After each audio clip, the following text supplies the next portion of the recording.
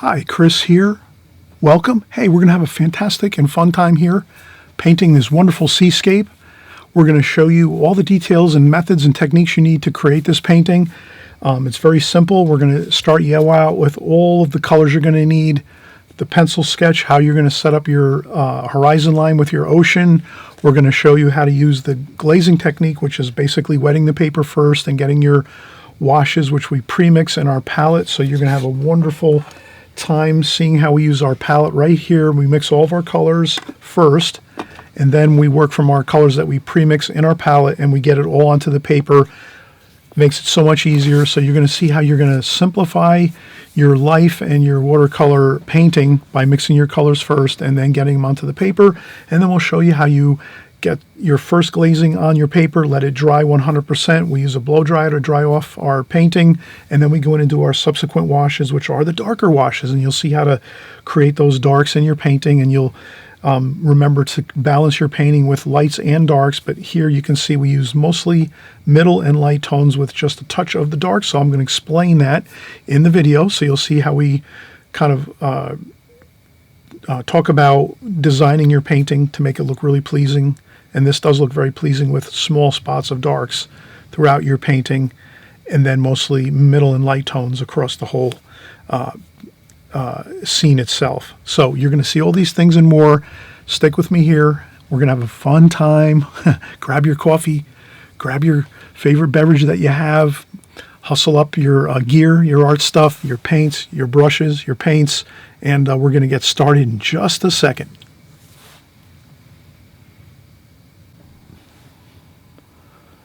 All right, we're getting started here, and right away there's problems. There's problems everywhere when you work with watercolors. They're going to happen. You got to deal with it. Not a problem at all. Let's see what happened here. So what I was doing is, you saw the finished painting just, a few seconds ago in the beginning of the video. What happened was, when I was doing some pencil lines here with my ruler, I happened to, by accident, my ruler actually came in contact with my paints. You can see this here. I have all my blue and blues. I just added a whole bunch of blue paint into my palette, and it got onto the ruler as I was setting my T-square ruler across my paper, because you can kind of see it's my T-square ruler. If I set it on the edge of my pad, it's right here, and I happened to put it right across there, and it got onto the paper. So I got a whole bunch of blue paint spots all over my paper right here, right before I even started the painting. What I did quick was I took some paper towel, dipped it in some water, and I just did this. I just wiped it really fast, and then I just took the whole paper, and I took that blue, and I just covered the whole paper. So I almost gave this like a pretty much like a undercoat of blue, the whole paper, like this.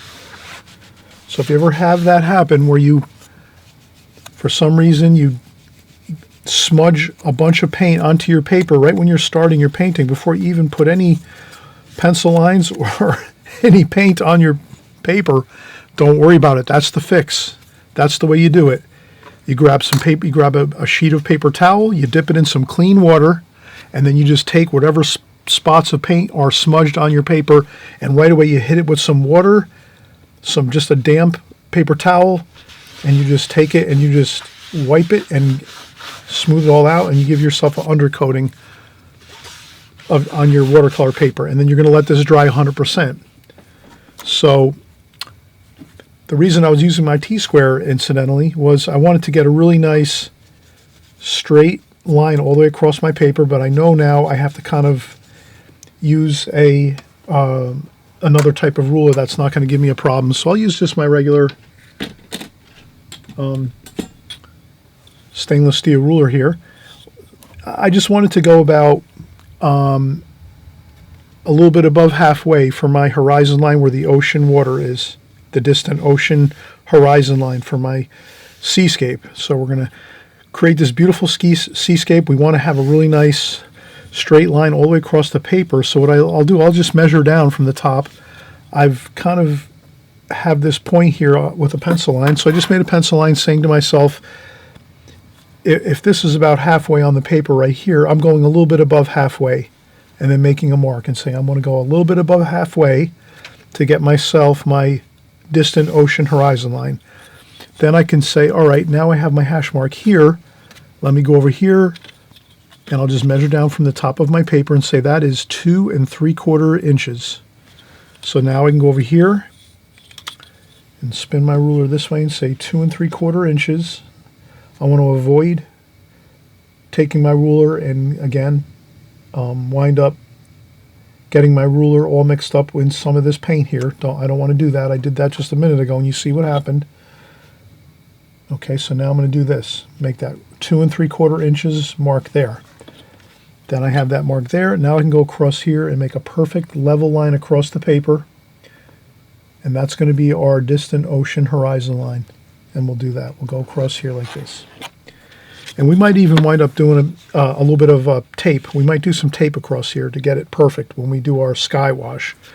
But let's at least get the pencil mark across here. So that's really the main thing of this painting, is getting that horizon line of the distant ocean straight across level, which means this pencil line is equal both sides of the paper from the top down. So 2 3/4 inches, 2 3/4 inches, perfect right there. So now we have a perfect level line going all the way across the paper.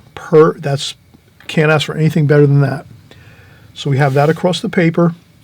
Now what we're going to do is we're going to make a few other interesting shapes in here. We're going to do a rock. We'll do a rock formation over here on this side, over here a little bit. We'll do some more rocks over here too, but let's get this main one in here.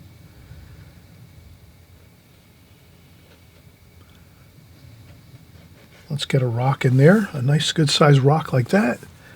And we'll come over here, and then maybe this one's a little more elongated like that, another rock there. And then back over here we want a few more rocks like this. And another rock over here. So what we're doing is we're getting in some rock formations in our surf area where the surf is coming in. So here we have maybe like 3, 4, 5 or 6 bit of rock formations here on this side. Okay, then we'll do a little bit of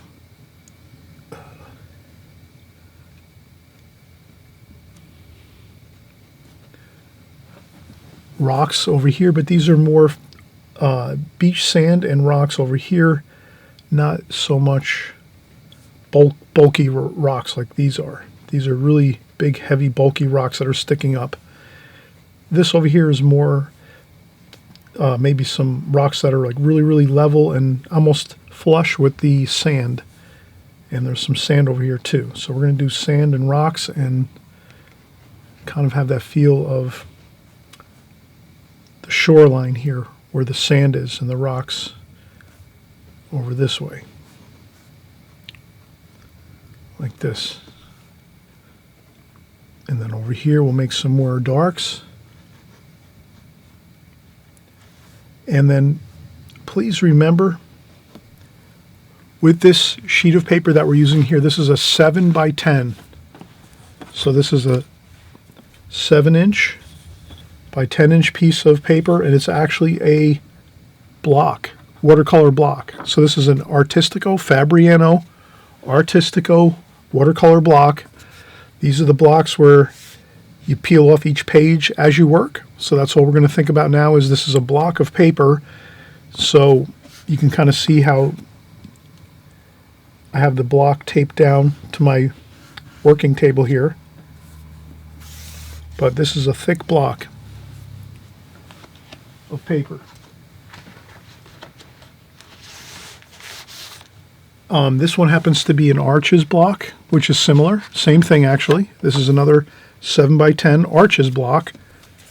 And this one is like this. So the Fabriano 7 by 10 block that I'm using here is the same as this Arches 7 by 10 watercolor block too. So you can kind of see this is what we're working with. It's a thick block of paper. And then when you're done painting, the top sheet of paper, you just peel it off one at a time like that. You just take a letter opener and peel this top page off, and then you have a perfect brand new sheet underneath it. And then you have your sheet that you just painted, and you just trim that off this block, and you have about 25 sheets, I think it is. So I'm using my Fabriano 20 sheets of paper. And this actually happens to work out perfect with a pre-cut mat. So the 7x10 works out perfect with this pre-cut mat like this. So if I move it around and set it down, it's perfect size for this mat. So now we know we can just paint and use this whole watercolor block, paint everything on here, and it's ready to go with a mat on top, and we can put it in a frame if we want, if it comes out good. So we're, zipping along here, kind of moving at a good pace. We're drawing, getting our sketch done, and also we're talking about, some of the other incidental things that you have with your watercolor work that you're doing. So let's continue on here. Maybe a little more rocks over here, like this, and then another rock over here, and this will go right off the page there, like that. And then there's another bit of rocks here, and the water and the foam. So the waves are coming in, crashing in, and all the foam, sea foam is all through here. Now what we're going to do is we're going to come up over here. This is going to be where the larger waves that are crashing are happening, and they're over here. And then they're going to go up over the top of this ocean horizon line here. So we're going to have some of those waves crashing up over here like that. And then here, they're going to be below. So these waves crashing along here are going to be here, just below the horizon line, this crest of wave right here.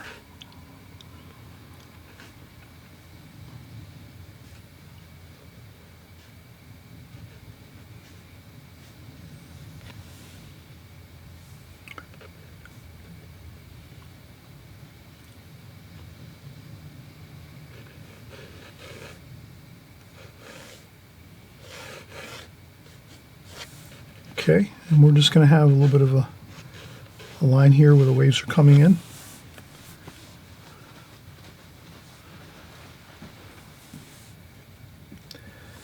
And we're not going to make this, a 2-hour video. Let's get these crashing waves, the seascape done efficiently, quickly.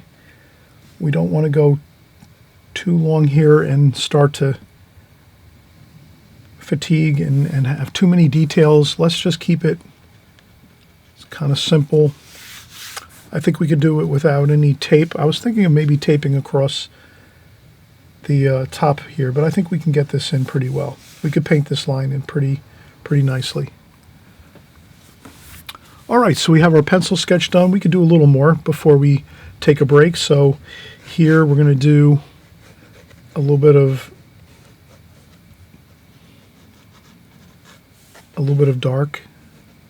darks here along this area down into the foreground like this.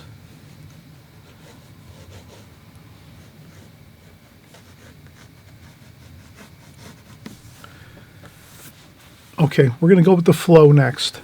So we've got the pencil sketch done. You kind of see how we do this here. We go across, we get our level line across our painting, which is about a little bit above halfway, and we get our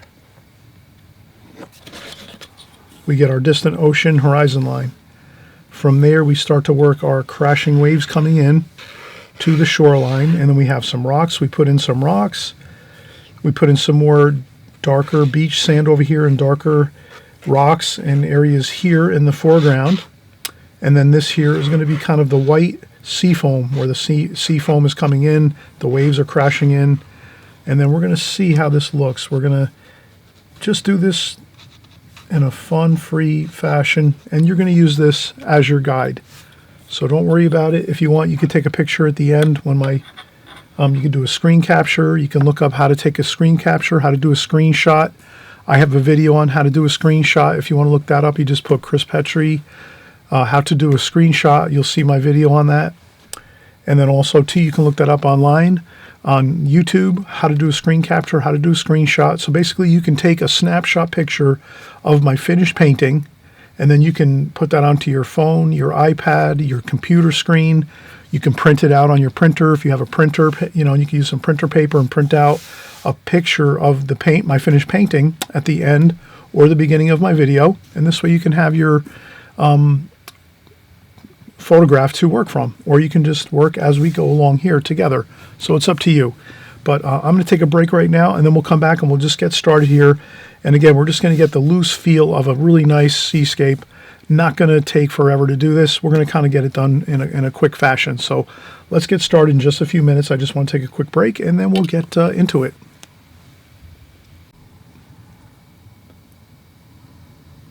All right, so we have our sketch done. Our pencil lines are on the paper. We have our rocks in place, and we have some of our lines for our sea foam coming in from the waves crashing in from the deep sea here coming in. And then we have some more darker sand areas here with some rocks and sand in the foreground. And then in the distance along here, again, we said we went up a little bit higher than halfway on the paper. So we went halfway and then a little more, and then we put our horizon line here across. And that's our distant ocean horizon line there. So, and we also had a mishap, which you saw in real time on the first part of the video. So that's a learning experience. If you smudge some paint on your paper, always remember, you just take some paper towel, grab some paper towel, dip it in some water, dampen it up, and then just smooth out the paint and just wash and smooth out the paint. And just take that paint and just swish, you know, swing it across the whole page.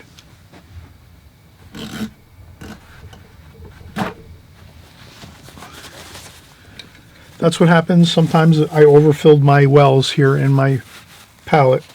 So if you overfill your palette sometimes with too much paint, or it overflows a little bit and it sticks up above your palette, that can be an issue sometimes where you're going to wind up bumping into it with your hands or your brush or your rulers or whatever else.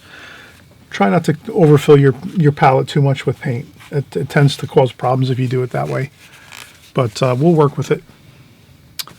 So we'll take our brush, our round brush here, and we'll start mixing our colors. So since we're just doing this, you know, I'm just doing this by feel. I'm just going to think to myself, I want to make these colors for the ocean and this seascape a little bit grayed down. I don't want to make it too bright. I want to maybe make it some greens and golds.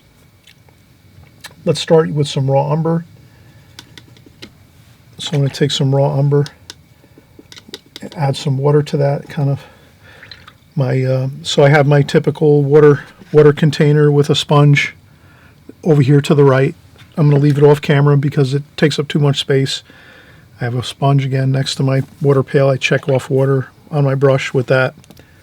And then also too, I have on a apron, or you can use a tissue to dry off some extra water if you need to off your brush. But that's about what we're doing here. And then I think what I'll do is I'll also use a larger brush, maybe a flat brush. So I'm going to take this brush here, which is a Da Vinci flat brush, number 30 millimeter. And we'll get some green, sap green, some olive green. So some olive green, sap green. We'll use some burnt umber here. Some cerulean blue over here, some cerulean blue. So we have cerulean blue over here.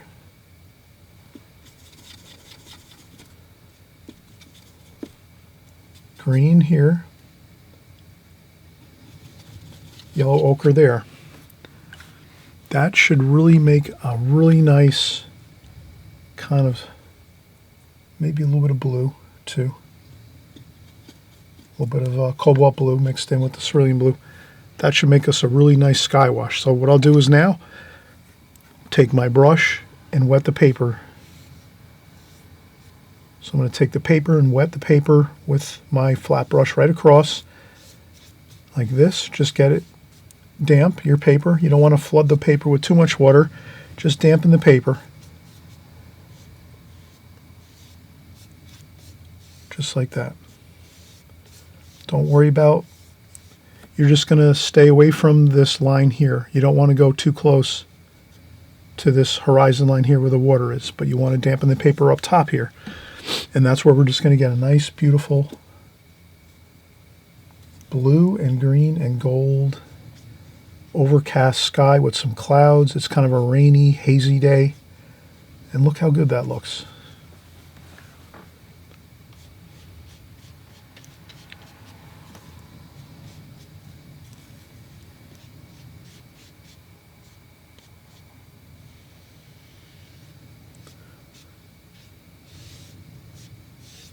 And you can just soften that down across where the horizon line is. And then you can lift up a little bit of paint where the ocean waves are crashing in, so you can keep those lights.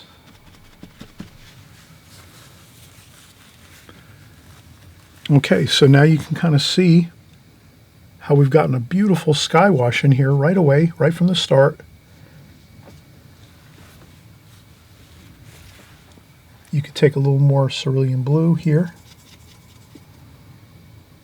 like that, a little bit of that green, and you can even get a little more darker spots here and there, just to give it a little extra.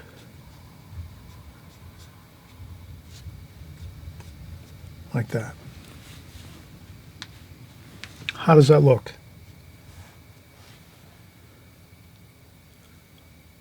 Pretty good, right? If you want to make it a little extra stormy looking, add some black to it. While it's still wet, you can still go in, grab a little bit of the black, Payne's gray and ivory black, mix in a little tiny bit of that, and then just add that into it. You'll be surprised that little bit of black color will actually really make it extra stormy looking. Like that. Good, right? Doesn't that look great? So right away you're getting in a gorgeous, beautiful, powerful sky. You know, you're getting across your brush strokes looking really good. If you have a little bit of things that kind of, like I can see here, some, you can lift those off later. Those little bits of paint. There's a little bit of spots of paint here and there. Don't worry about that. We can lift that off later. But that's how you can get a really beautiful multicolor, stormy looking sky, overcast looking sky on the ocean. We're doing a seascape, so we want to have it dramatic, right? Dramatic. Lots of interesting colors in the sky. We added some Payne's gray and ivory black over the top of our original colors that we put on, we did the cerulean blue, the yellow ochre, and then a little bit of the green, the olive green and sap green over here. So olive green, sap green, yellow ochre, cerulean blue with a touch of cobalt blue. That was our sky first. Wash, we added a little bit of damp, clean water first. Then we added in our colors up here, again, our blues and golds and greens. Then after that, we said, let's go over the top while we have time, add in a little bit of the ivory black and Payne's gray, just to give it a little more of a stormy look, and I think that's perfect now. So now we're going to let this dry as we're going to work down here in the bottom of the painting. So the bottom of the painting, where the sand is and things like that, and the rocks, let's start working in some of those. Now, the thing is, we're better off doing this in a glazing technique. So the glazing technique is basically, we're going to start taking these same colors. We'll also add in a little bit of alizarin crimson, like that. A little bit of alizarin crimson, which gives us a little bit of warm feeling there. A little bit of orange too, maybe a little bit of orange. Cadmium orange and alizarin crimson. And we're going to want to add that in a little bit too. And you can add a little bit into the sky if it's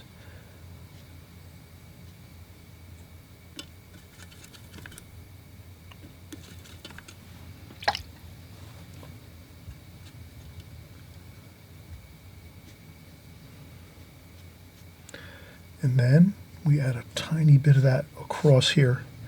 Very light. Alizarin crimson and orange. Super light. Take that and just glaze across the whole page, the bottom of the page here like this. But you can see how light I'm doing it. I'm not doing it dark at all. I'm not adding too much paint. Just a light bit of water and a little bit of color.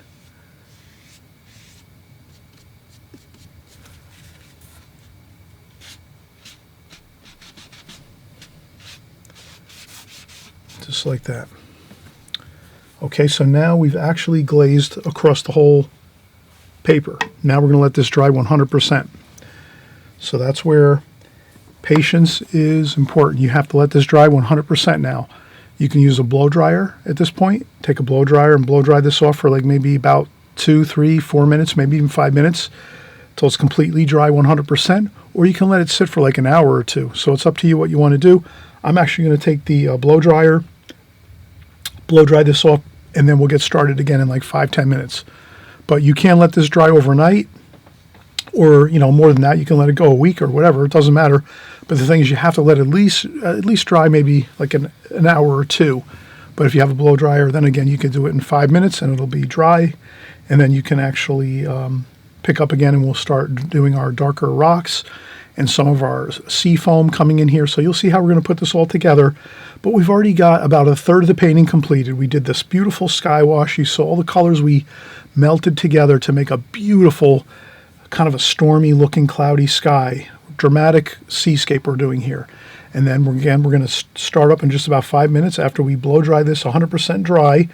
We'll start going in and doing our rocks and forming our sand in the foreground with some more rock formations there. And then final touches, we'll do our darker rocks in the middle distance here. So you'll see how it all comes together, but we are well on our way to having a beautiful seascape done here.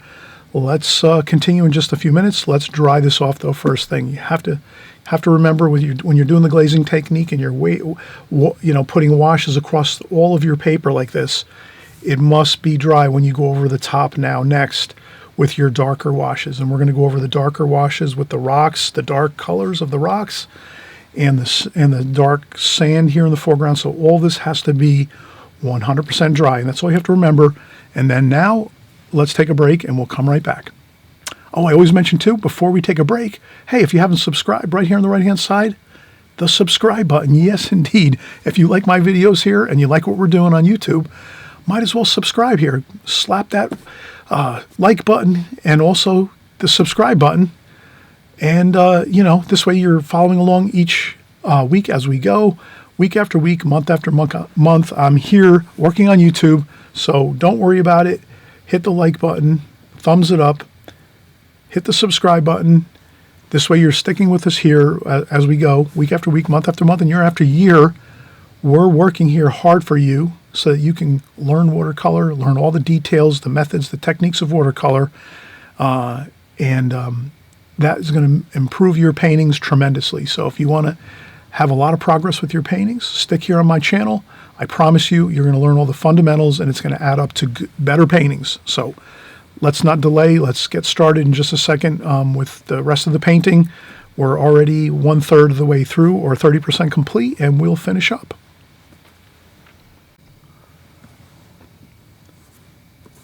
All right, fantastic. We just did we just blew dry this whole paper off. I have this paper, it's completely 100% dry. You can kind of see. I can take my hand and go right across the paper like this. It's all dry, 100%. Sky is perfectly dry. We did some light washes of orange, cadmium orange, and a super light wash of cadmium orange and alizarin crimson across here, across the seafoam area and the foreground of the sand. Perfectly dry, everything 100% dry. This is the glazing technique now we're using. So usually when I start a painting, I go with the flow. I kind of I think to myself, what am I going to do here? And then I make a decision as I'm starting the painting. Okay, I'm going to go with the alla prima, or I'm going to go with the glazing technique. So you can keep yourself flexible when you're starting a painting as to what technique you're going to use. You can use both glazing and alla prima technique at the same time. This one here I thought would just be better. We do the glazing technique. We just wet the sky, get our sky wash in, and then wet the paper with the light alizarin crimson and orange. That was our first glazing. And then we dry this off 100%. Now we're doing the second glazing over the top of this, and that's going to be our glazing technique. So what we'll do is I'm going to start to incorporate into this painting some dark burnt umber, French ultramarine blue, burnt sienna, and we're going to make the rocks. We're going to see how these look.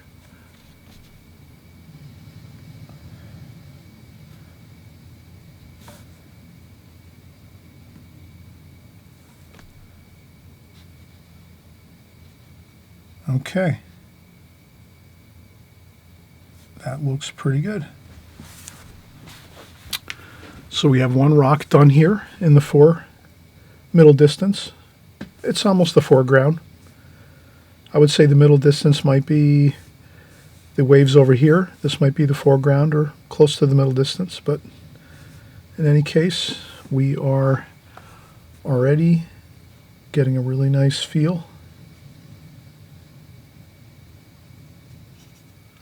for the rocks.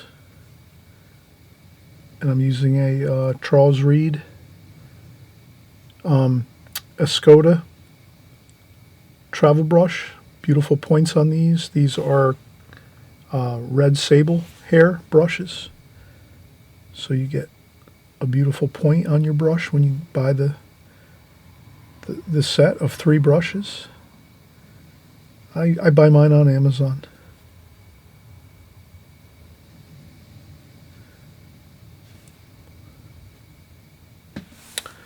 And then over here we have more rocks over here. Sometimes rocks look good if you can kind of make them like this, you know, jagged looking. Sometimes painting things too carefully can be a problem. So if I do this, I think that looks better. Like that.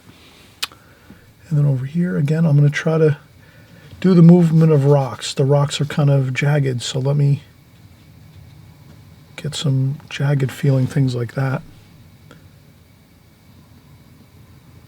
Like that, and then there's another bit of rocks here.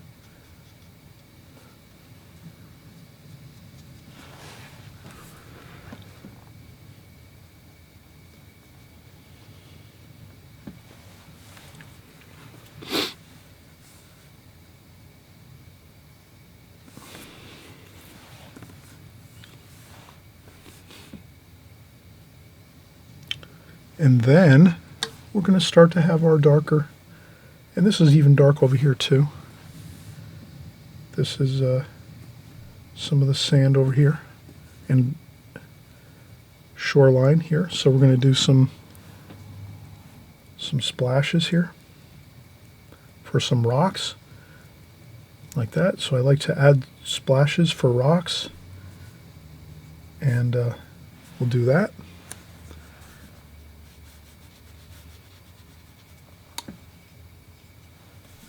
And again, I'm using the same colors. I'm going right up in here and just getting my brush.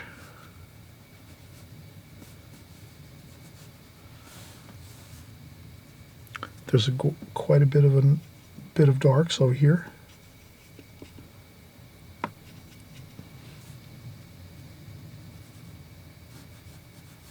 Like that.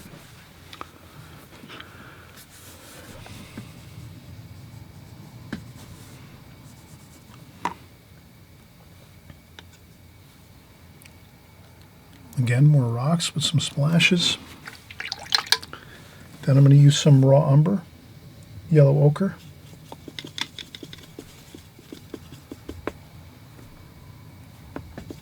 Yellow ochre, a little bit of burnt umber.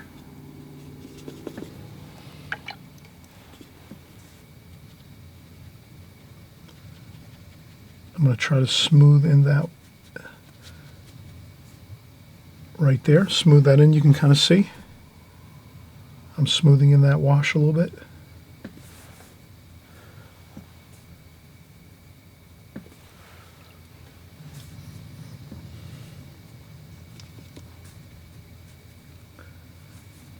Trying to get in that darks like this. If you can do some fast brush strokes like this, that can really be very, very powerful in a painting.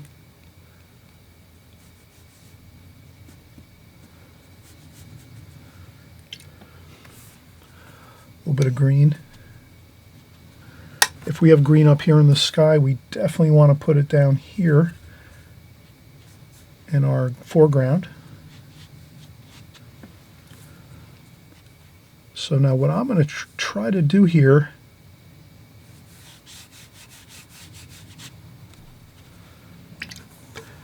is keep in mind the tonal values pattern here in this painting.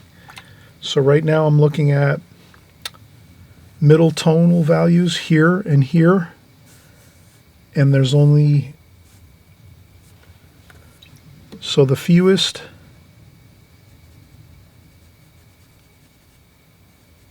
the very, very darks are only the fewest amount.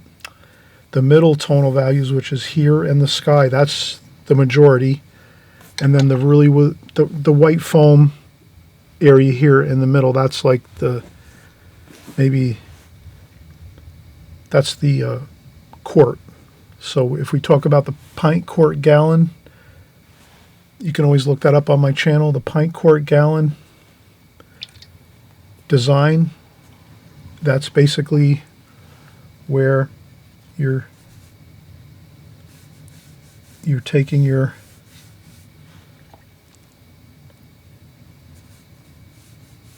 colors and your tones and your paper and your painting, and you're setting them up so that you have a definite amount of each of the tonal values in your painting. So here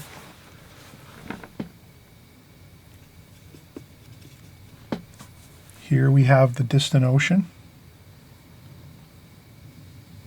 That's a dark, like this here, dark here.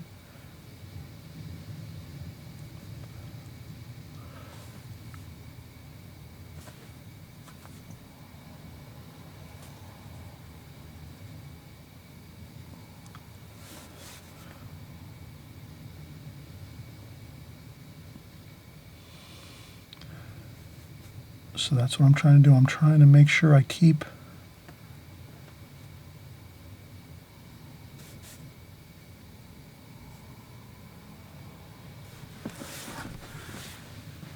the darks, the middle tones, and the really, really light tones in a certain proportion.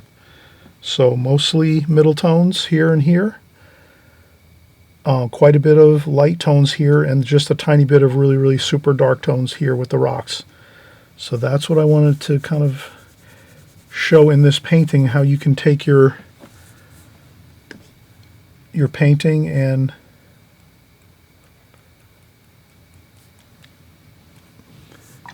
set it up so that it looks really, really good. So this looks really good the way we're doing it right now.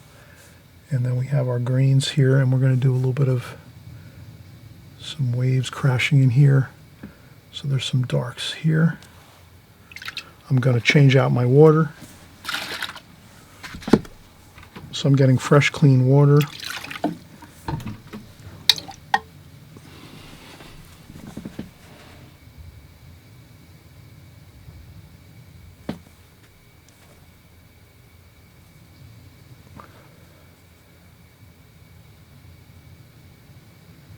This is the green showing through on the sea foam.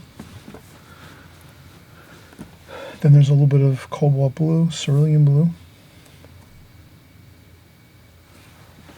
showing here. Like that.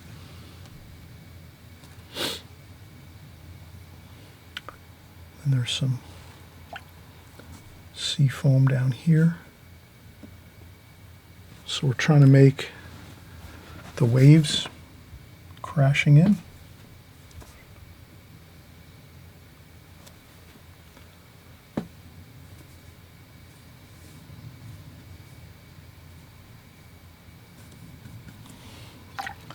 So I'm going to try to get a little bit of that cobalt blue.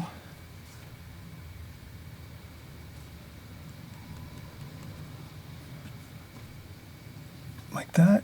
And over here too, some cobalt blue. So we want to add some cobalt blue there.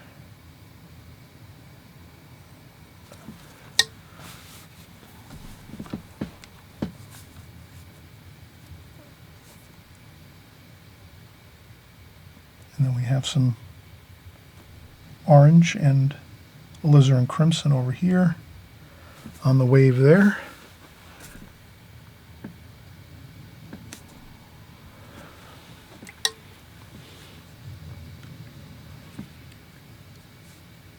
And then some waves over here kind of coming in. Some ripples of waves. And we're not going too much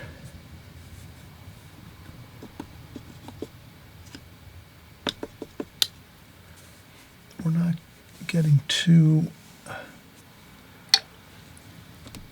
not doing 100% details here. Let's just get some of the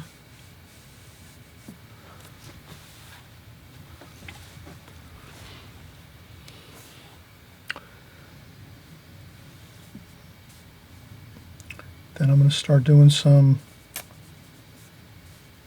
little bit of waves like this, just some, if we can add a little bit of this type of a thing, a little bit of X strokes like this, cross strokes like this, that just gives us the feel of waviness of the waves here, like that. We're using some of that alizarin crimson and orange. You can add in a little bit of the green too.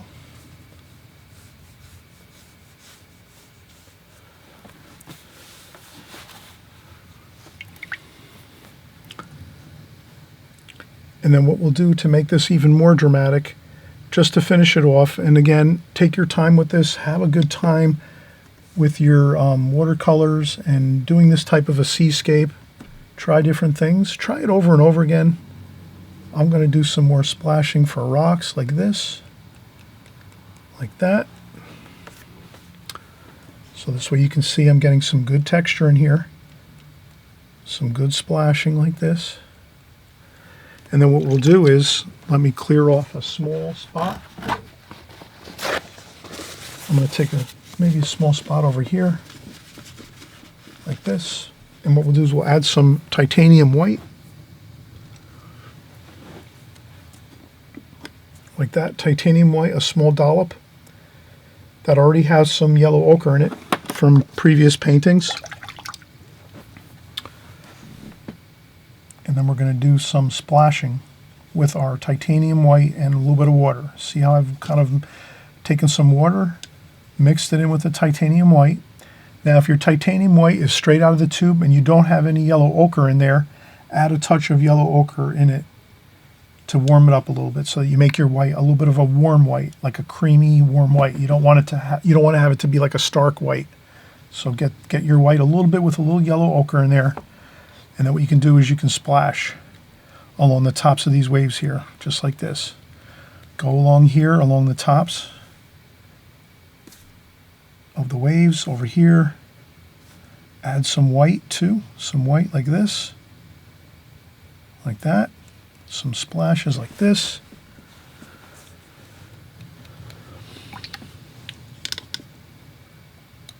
Over here too. And I would do it sparingly. I wouldn't do too much. I would take a little bit more too over here. Just to make a little more splashing to kind of even it up or throughout the painting. You don't want to have it in just one spot. If it goes up into the sky a little bit, that's fine. And you can see how good that looks.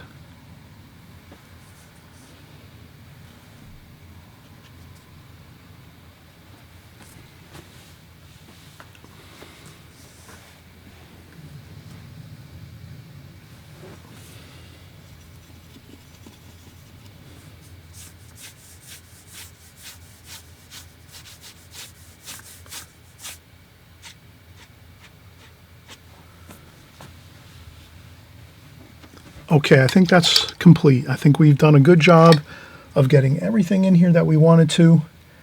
Again, add some good splashing here along the tops of the waves.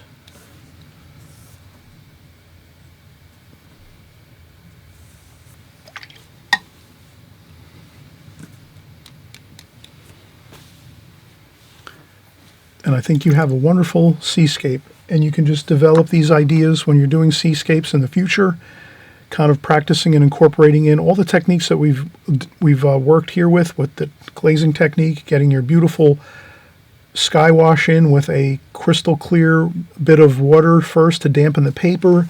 Then you're going in and using your blues and golds and greens to get your nice, beautiful, overcast kind of dramatic sky in there.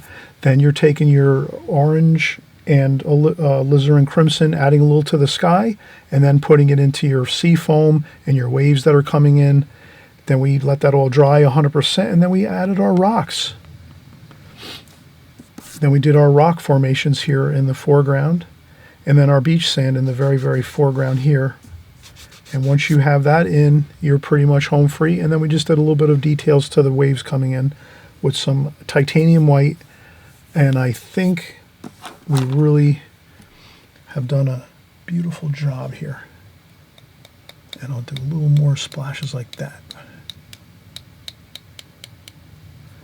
You can make this dramatic if you want. And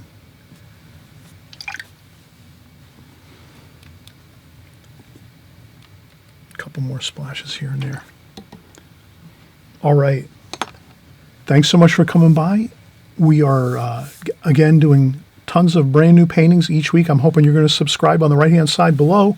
Stick with us here. We're doing a lot of fun paintings just like this. Seascapes. We're doing landscapes, beautiful farm scenes. We're doing city scenes, cityscapes, buildings, figure painting, flowers. We do tons of flowers on my channel here. So if this is your first time here, definitely thank you for coming by. Welcome. This is a really exciting channel here on YouTube. Always subscribe. Make sure you don't lose us here. Make sure you stick with us. We're painting again every week. We're painting week after week, month after month, and year after year. So you know you're going to be able to follow along, learn all the techniques and methods in watercolor, and you're going to really make a lot of progress in watercolor if you're sticking with my channel here. So until I see you again, I wish you happy painting and enjoy the watercolor journey. It's a really fun journey. It's one step at a time. A little bit here, a little bit there. You learn as you go, and eventually you're going to definitely be able to create some wonderful, beautiful paintings. So we'll see you soon.